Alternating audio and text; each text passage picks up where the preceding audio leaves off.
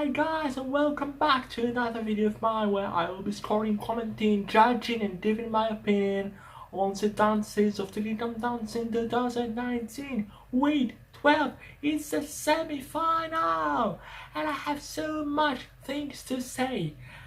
Let's begin without further ado with the first couple, Emma and Anton and the Cha-Cha-Cha. Sadly, it wasn't Emma's dance. Too many errors. Not a good start to the show. The only positive things in this dance were her arms and her musicality. Emma's actual footwork was weak. She didn't straighten her legs at all, and because of that, she wasn't able to produce the hip action, which is so important in this dance. There was not one step really she did correctly. As I said, not a good start to the semi-final. It wasn't her dance, and sadly, I will score this Cha-Cha-Cha just a 5. And let's continue to Calvin and Oaty and the Quick Step. It was, for me, best dance of the night. So light, so bright, so effortless, like a colorful feather flying in the wind. His footwork was flawless. His musicality was out of this world. Fabulous partnership with Oaty and fantastic frame as well. Every second, literally every second of this dance was gorgeously executed in terms of footwork, and it was sparkling like the best champagne in terms of musicality and artistry.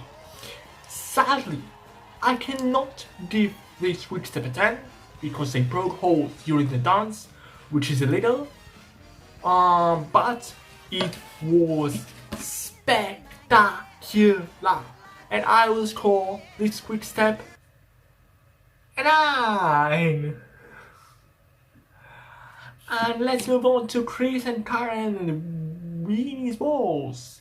Sadly, it was pretty horrible. This Weenies Waltz was totally not up to the standard of this semi-final.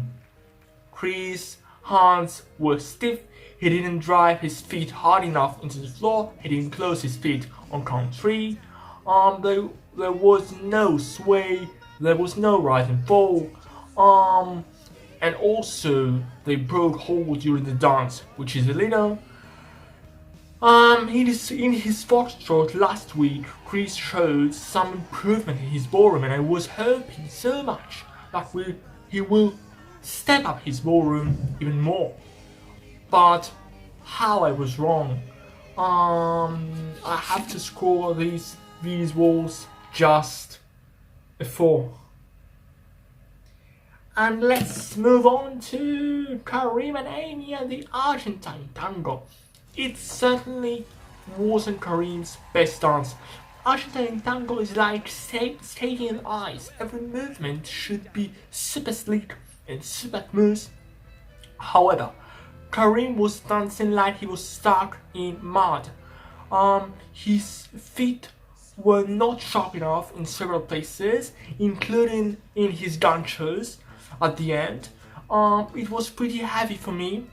Karim has definitely sold this dance in terms of characterization and performance, but his actual footwork wasn't very strong, and I have to give this Argentine Tango just a 7. And let's move on to, again, Emma and Anton and the Waltz. Parts of this dance were very good. The stepping from the heel while moving forward, Emma's lovely frame, and above all, that wonderful sway, which makes every ballroom dance look so gracious. However, parts of this dance were not that good.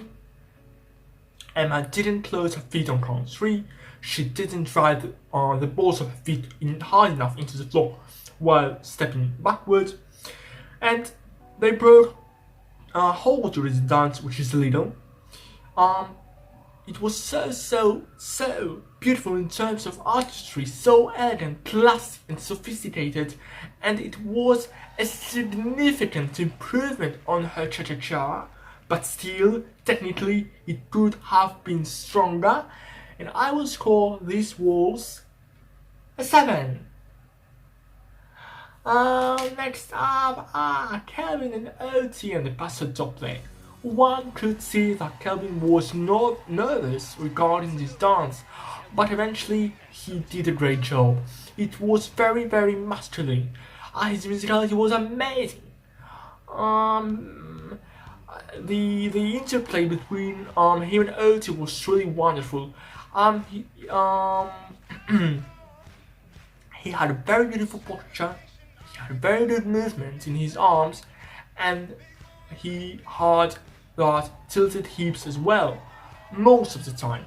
If he had just worked even harder on creating that banana shape in his body, as well as on bringing his hips even more forward and creating more flamenco movement with his wrists and his fingers, it could have been a magnificent dance. But still, it was a strong performance, not only technically but also artistically, and I will score this Passadoble an 8. And let's move on to Chris and Karen and the rumba. Performance-wise, it was really emotional, but from technical point of view, it was really bad. Zero hip action, very little rumba content, no arm movement, no strong foot pressure into the floor. Chris barely danced in this number.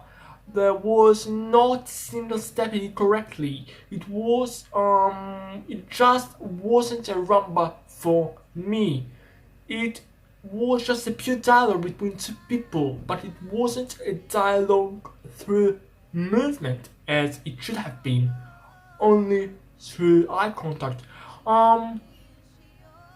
There was no real dancing, and sadly I will have to score this rumba just a 4. And last up, Karim and Amy and the American Smooth.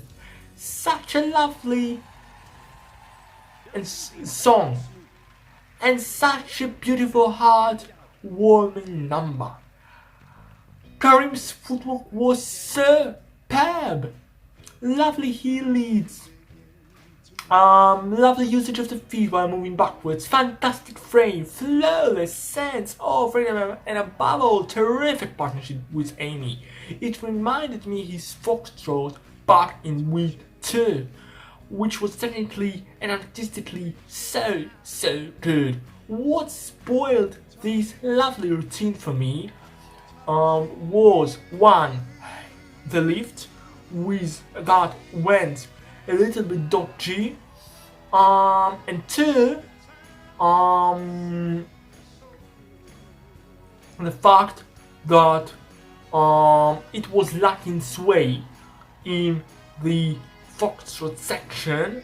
It was a great way to end up the semi-final, but it could have been stronger, and I will score this American Smooth Foxtrot an 8. I hope you have enjoyed my video, and I really hope you will subscribe to my channel, and next week I will be commenting and sharing my views and opinions and my scores of the final. So stay tuned and goodbye.